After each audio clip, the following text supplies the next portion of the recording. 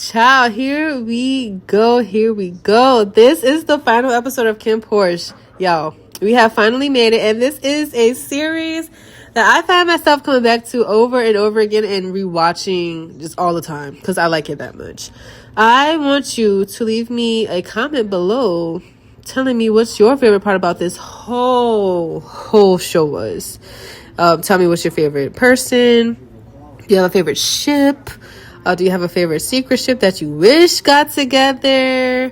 Do you have an event or like something that happened in the show or a theme that you like? Leave it down below and let's start a discussion. So let's hop into this final fiery episode of this beloved Thai BL series, KinnPorsche. So many things were revealed in this last few episodes. Like Korn, he knows Porsche's parents, and apparently so does Korn's brother. Pete still has feelings for Vegas after Vegas, oh my gosh, tortured him.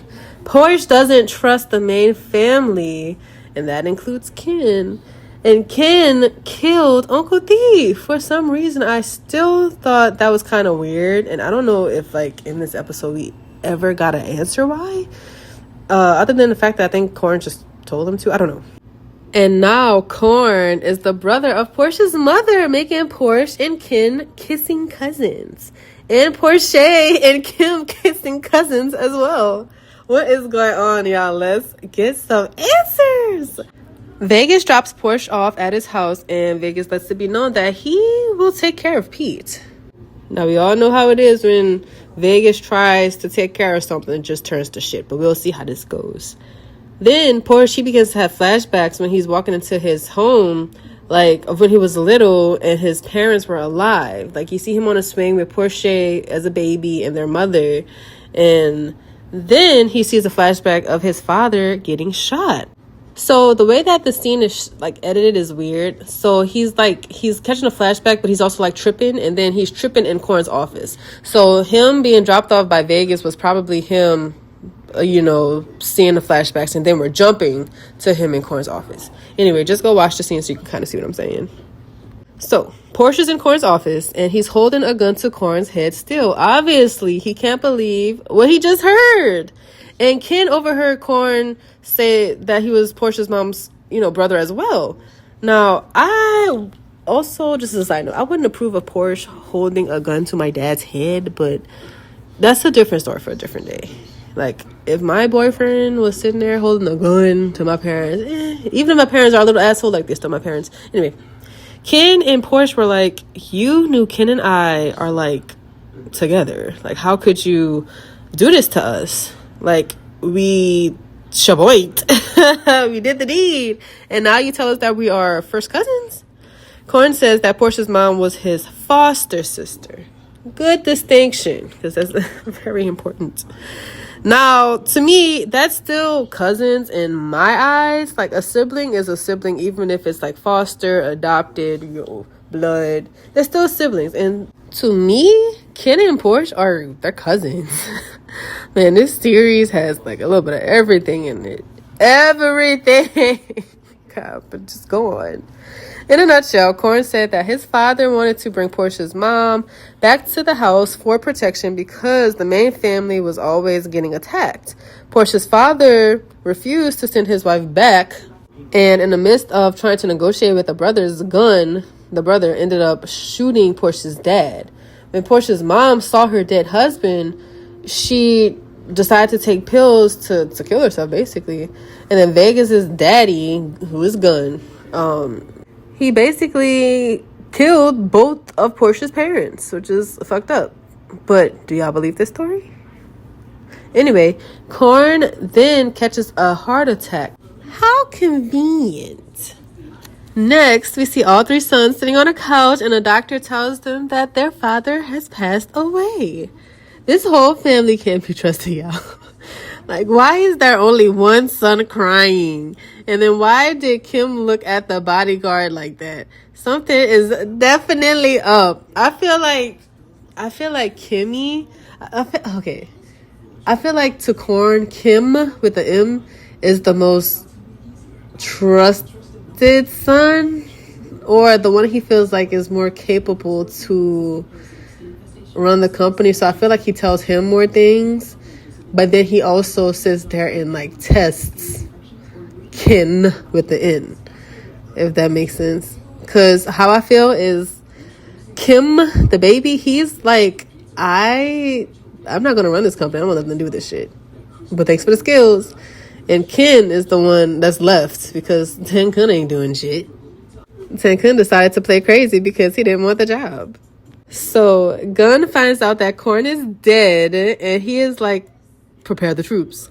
He thinks that he is about to take over the main family. And I just love how he underestimates his nephews. Even though all three of them have their own issues. One is batshit crazy, one is an emotional wreck, and the other one just doesn't feel. They are all a perfect storm to fuck you up, like fuck everybody up, especially since they lost their daddy. So what? And none of them like you, Gun. None of them. So they especially need somebody to take it out on. So an all-out war is about to begin.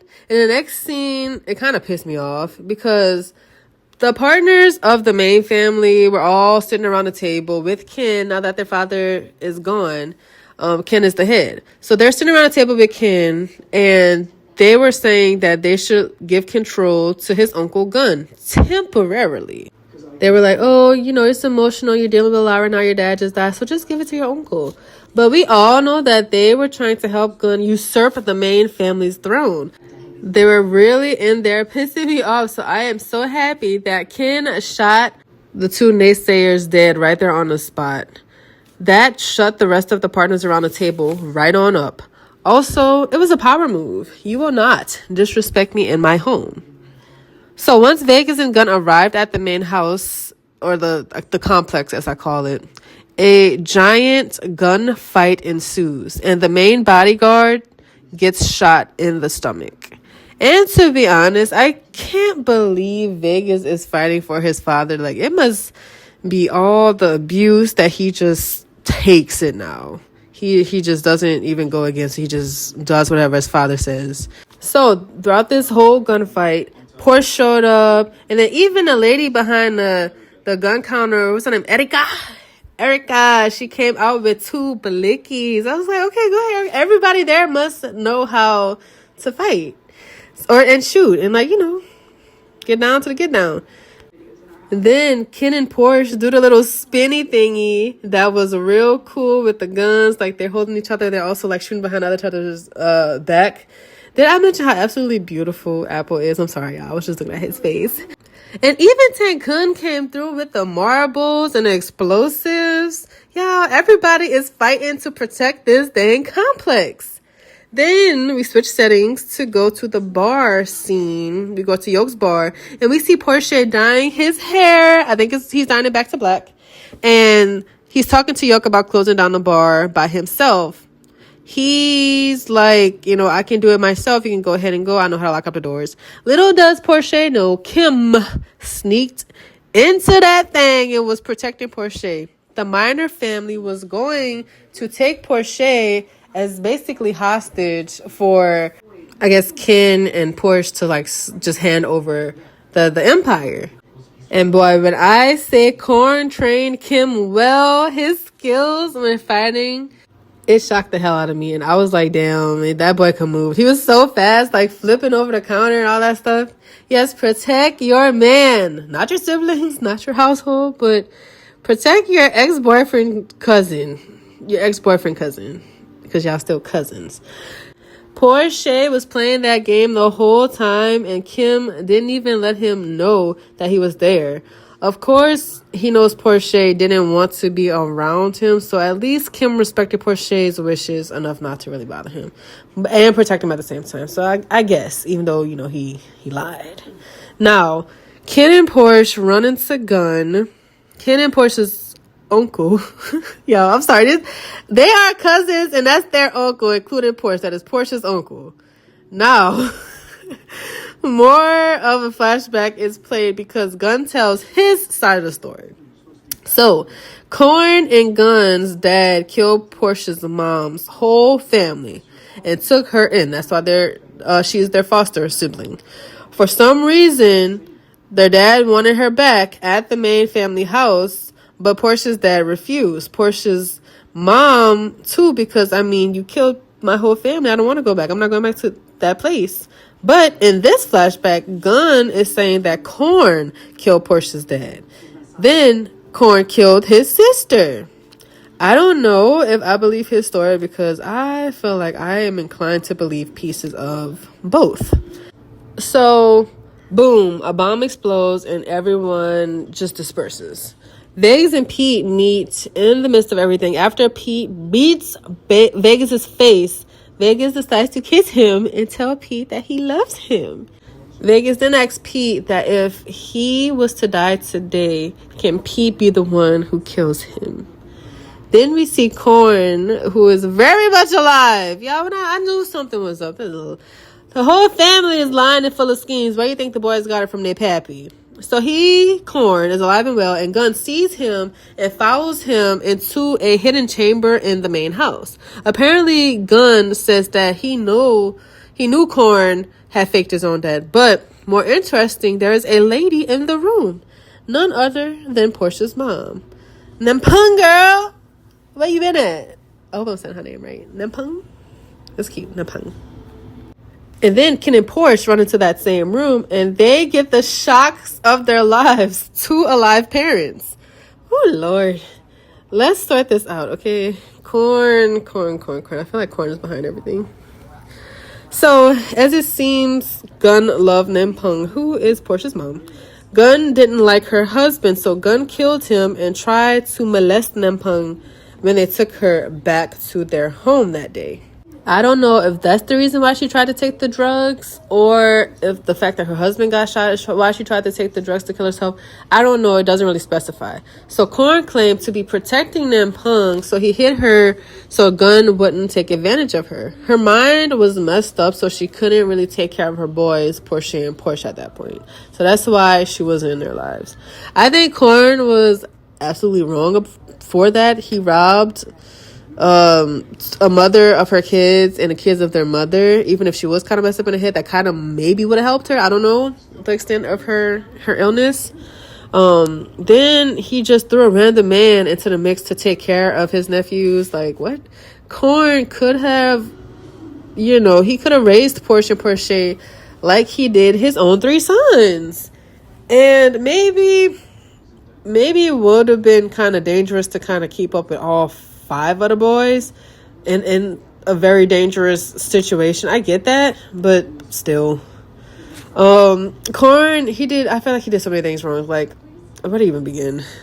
Then he shoots and kills Gunn, and he says that he will take care of Vegas and Macau. Gunn, I feel like in this instance, was right. Korn does want all of the control. And let's not forget that Korn faked his own death for what? Just to see what his sons would do. Like, he is horrible. But he claims he did it for his sisters and his nephews, like everything. I'm confused. Now, not the faking of his death, because I think he just wanted to test out his sons to see what happened, and test out his brother to see what happened as well.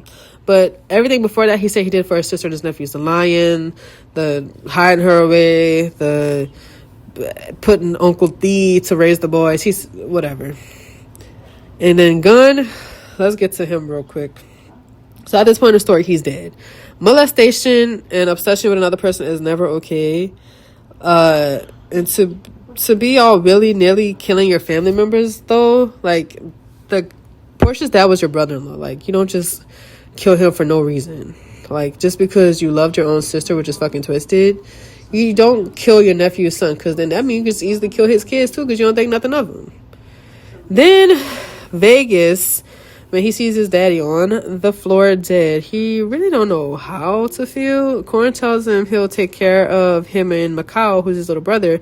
But Vegas, he's confused a little bit. He kind of points the gun at his uncle, but then like he don't, and then he runs off. Like I said, he's very confused, probably very traumatized now. This added to it. That really is a lot for someone. Then that moment, Pete, he resigns as well, and he finally admits that he loves Vegas, and he follows Vegas to let him know that, hey, I choose you. But Vegas ends up getting shot by a fucking random. I was so sad. Even if he were to die, I really wish that Pete was the one to kill him if he had to. But my heart, it really goes out to Pete because, you know, he would have never killed him. Like, he wouldn't have.